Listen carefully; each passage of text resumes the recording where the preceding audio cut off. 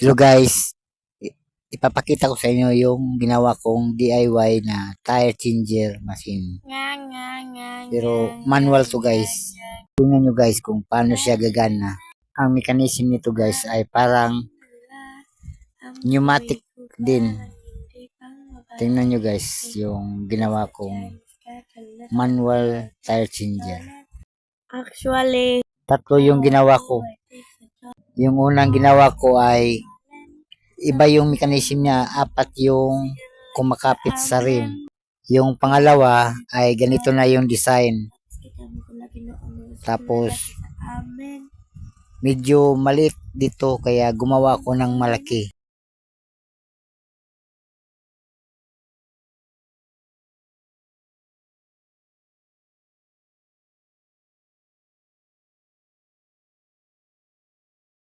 Taka kayo kung pag initot ko itong isa, gagalaw yung tatlo.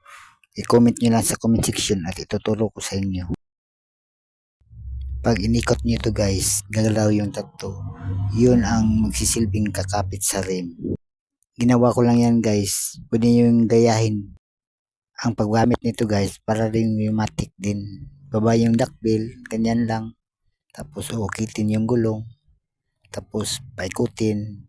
Hindi naman ito may makina kaya manual to. Tapos kunin yung interior sa loob. Tapos uukitin naman yung isang side para mabunot natin ng maayos yung gulong.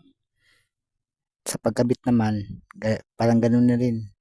Parang nag-operate ka rin ng pneumatic nito. Pero ito, manual lang.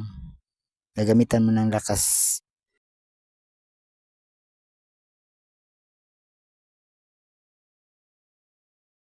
At talagang huwag mong kalimutan lagyan ng padulas para hindi ka mahirapan. Tandaanin nyo lang guys, baka maipit yung interior sa loob. So, sa mga tubeless gaya ng kotse, multicab, at saka bungo, nagagamit ko to noon. Malambot lang kasi yung mga gulong niyan. Tapos talagang iingatan ko na hindi magasgas yung mga rim. May sapin yan na plastic yung duckbill niya para maiwasan talaga natin maka-damage ng bagay na mahalaga sa ating mga customer.